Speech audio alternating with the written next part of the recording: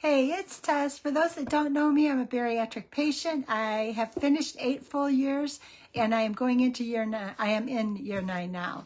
I wanted to talk about identifying your unique gifts and using those gifts to create leverage. So I'll start with a quote because we know I love my quotes. And it says, "Every person has unique gifts, and those gifts give him or her the power and the opportunity to accomplish great things, if he or she learns how to use those gifts and channel them in the right direction." And I thought, wow, that's kind of an amazing thing. And it made me think of something that happened probably about 1.5 years or almost 2 years ago.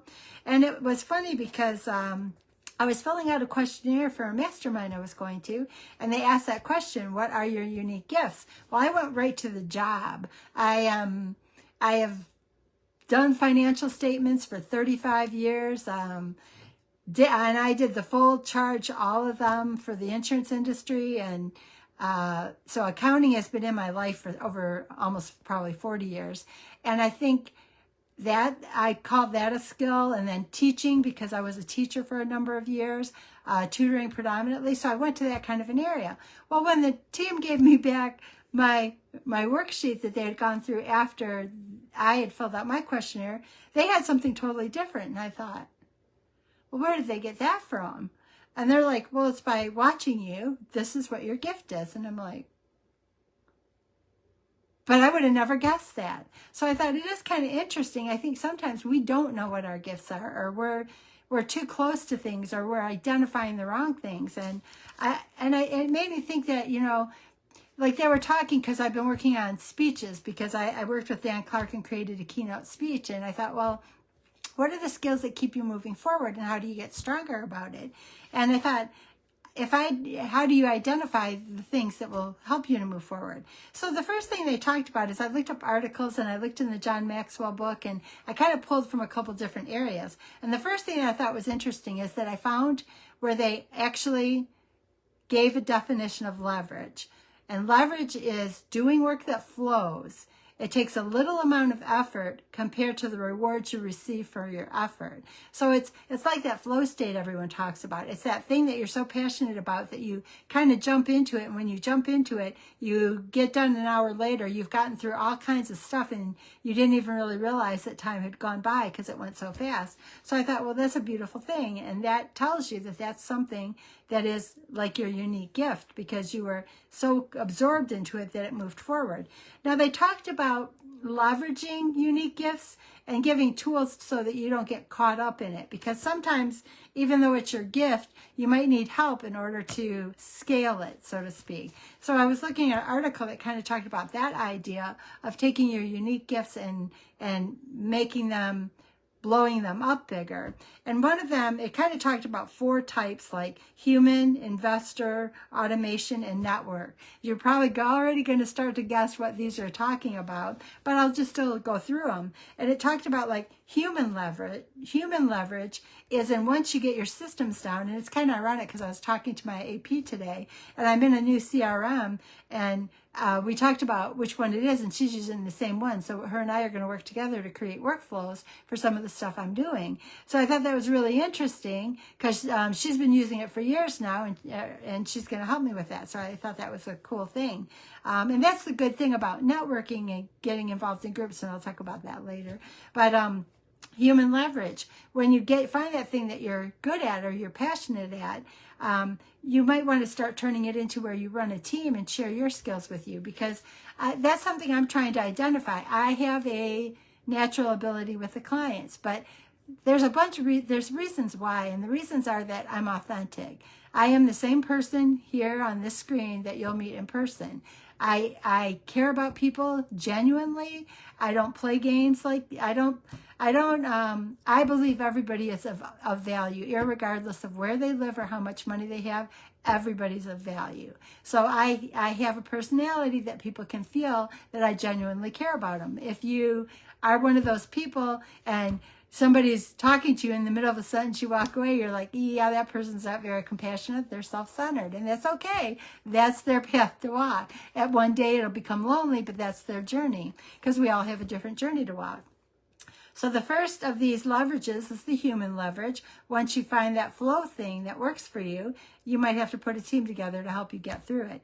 The next thing they talked about, and this is another one too that came through for me in the past few years, but investor leverage. And what they're kind of talking about with that too is, and I was just talking to a friend of mine, finances, that's an area for a lot of people that causes difficulty. And as things come down the road, I think we're all going to start seeing things differently.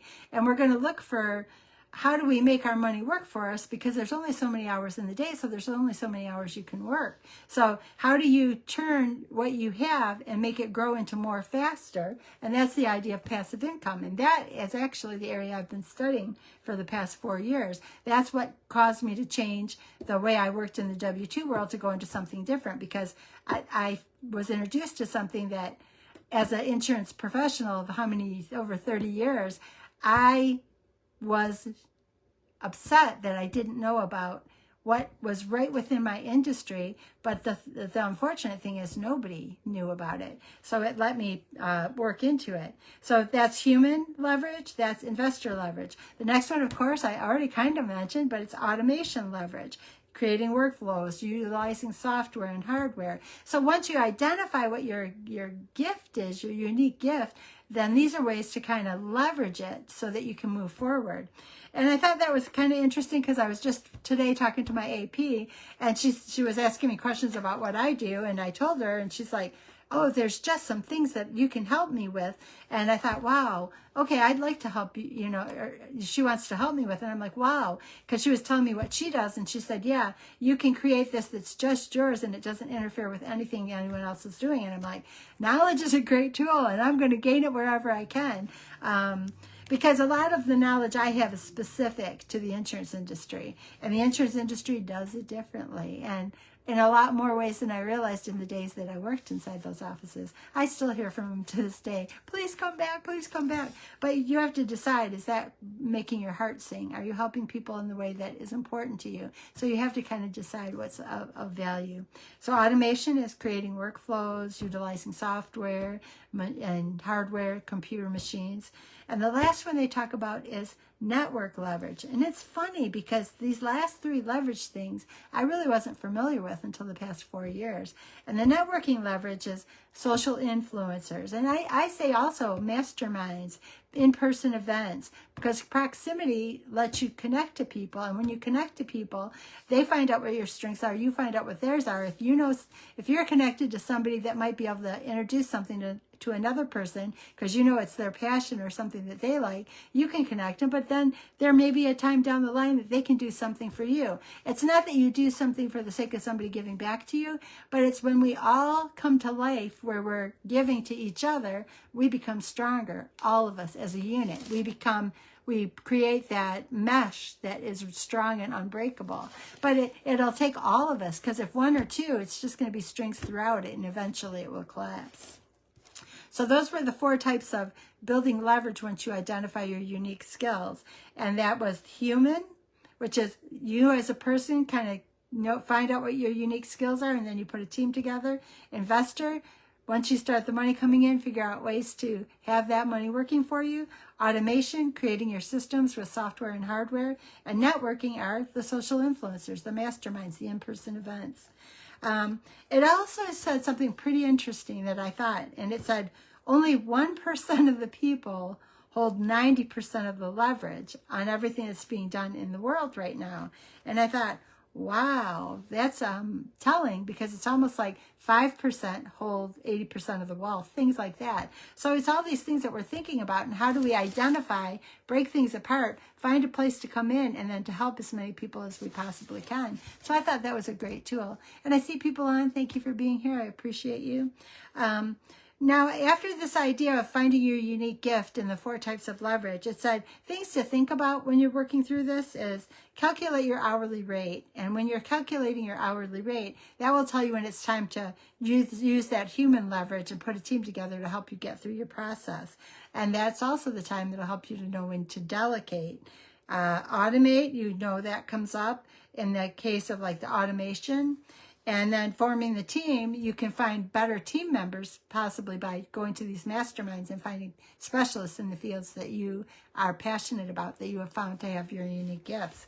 Now, there was still another, this is in the John Maxwell book, and I'm going to read it in more detail again, but it talks about how do you identify your strengths, and I thought this was really a good way to look at it. It talked about that your strengths are in one of 4 areas. You either have a heart strength, a help strength, a humor strength, or a hope strength.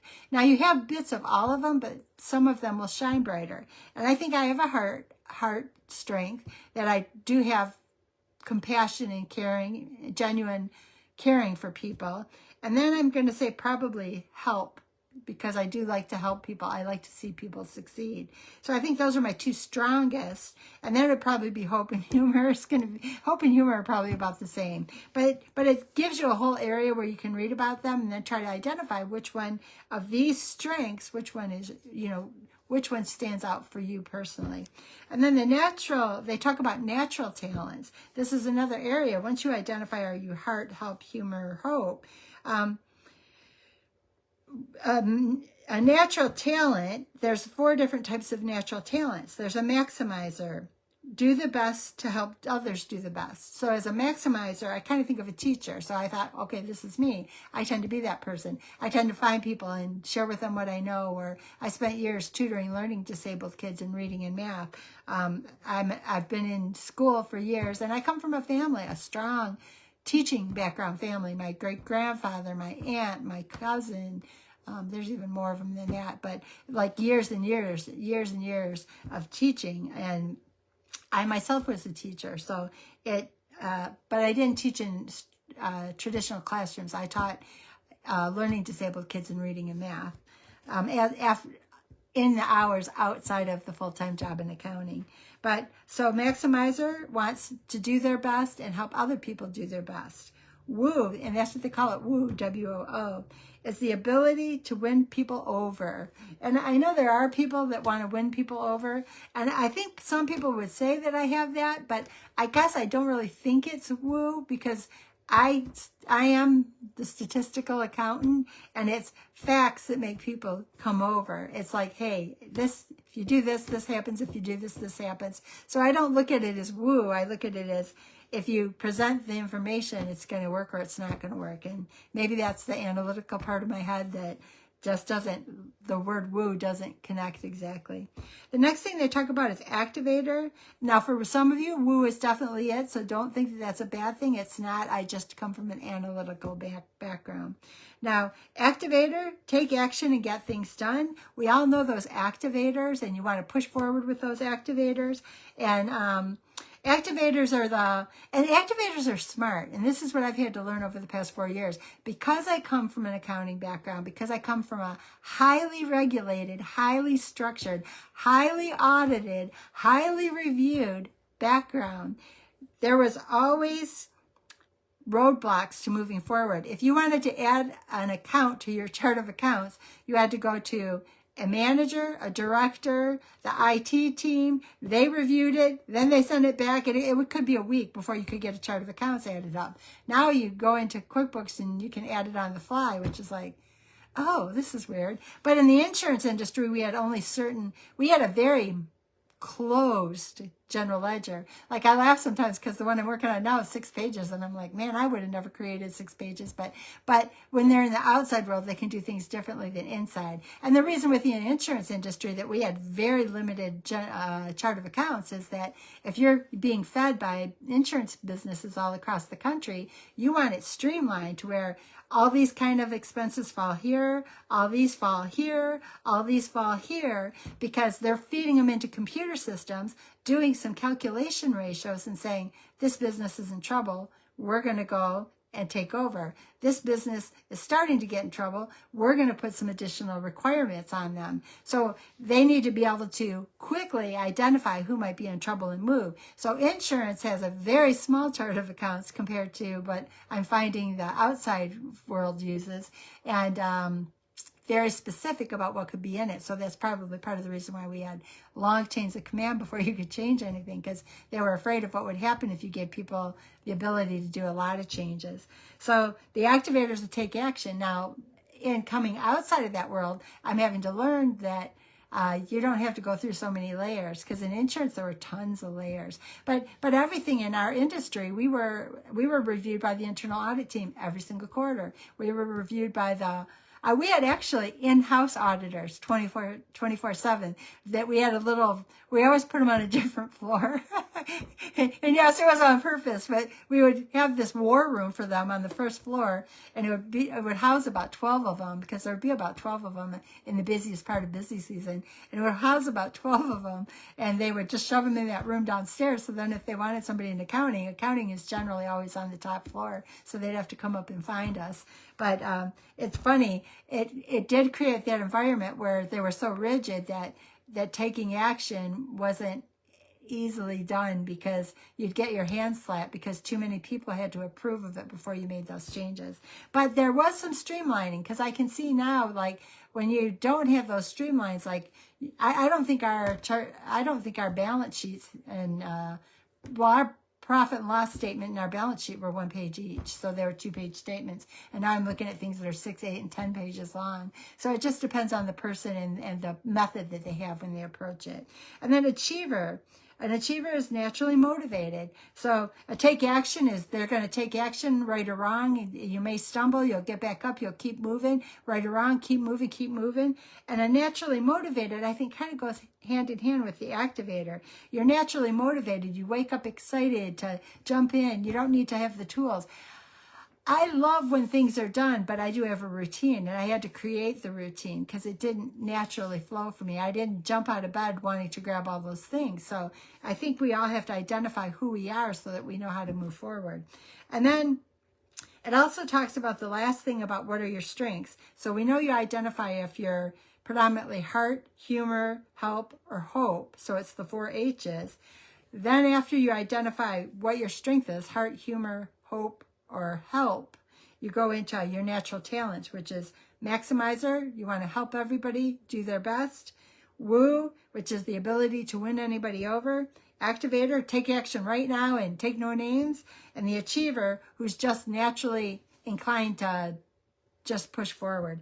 And then the top skills are highly developed. And highly developed skills are basically like what you study for, what you educate for, what you've done your whole life. Those are the learned skills, but some of them are kind of a natural inclination, but then you continue to learn. And I honestly think a lot of it is learned, because and once in a while I'll share it on my Facebook page, but Ed Sheeran was on one of the night shows one time, and I caught it, and the guy goes, "So you're a natural talent?" And he goes, "No." And he goes, "Yeah, you're a natural talent." And he goes, "No."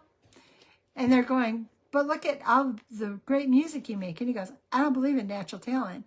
And they're like, "You're not a natural talent." And he starts to get like embarrassed, and he pulls out his phone and he gets to a video, and he goes, "This is me at 10 years old." And he plays it, and you could tell he was embarrassed. But by the end of it, they're all laughing because he was horrible. And he said, it was practice, hours and hours of practice. So the top skills are that when you find that thing that makes you feel good and you like to do it, you are going to have to educate. You are going to have to learn. You are going to have to increase your skills. And a lot of people don't want to do that. I run into that all the time, that people don't want to learn. And I have them tell me that all the time. "This is the job I'm in. I shouldn't have to learn anything." And I'm like, okay, that's on you. But I have a theory, so I'll share my theory with you.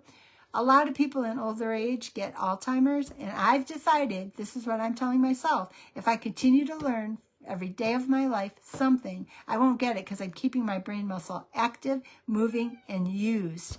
And Ecker just said hello because he's dancing around my feet right now. "Sorry, buddy, I'll come to you in a minute." But I thought this was interesting, and it started from the John Maxwell book that a friend of mine sent to me about a year ago. But it's identify your unique gifts and then figure out how to create leverage using them. And I will share another quote. It says, "It's not an accident you have been given your gifts. It's a divine plan." So it's our job, since it's a divine plan, to figure out what our strengths are. Do they fall within the heart? Do they fall within humor, hope, or help? is it that we have that desire for caregiving? Natural talents, I want to do the best I can so that you can do the best you can? Or are we one of those people that just has the magic Midas touch and we can talk anybody into anything? Or are we the activator who just jumps out and takes action and moves down the road? Or are we the achiever who is just naturally inclined, motivated, and just flows? The other part is the top skills. Those skills, when you start to identify them, will require education. But for me, since I've decided that as long as I keep my brain muscle moving, it will mean that there's never Alzheimer's in my life. I hope you guys found this useful. I'm going to read that one quote again that I started with before I sign off. But I do appreciate you being here more than you'll ever know. And for those that are from Doc V's group, I have been looking at the comments, and I'll find a couple of times, and I will try to go live in his group once a week and start activating that group again. I'm actually flattered how many people started commenting. I didn't realize that many were still out there that would remember. So thank you. I appreciate that. And here's this quote that I like, because we know I love the quotes. Every person has unique gifts, and those gifts give him or her the power and the opportunity to accomplish great things if he or she learns how to use those gifts and channel them in the right direction. So that's my hope and my desire and my dream for you. Let's find our unique gifts. Let's leverage our unique gifts, and let's reach our hands out into the world and make it better. One breath, one step, one day, 1 month, and 1 year at a time. Thank you, and have a great night.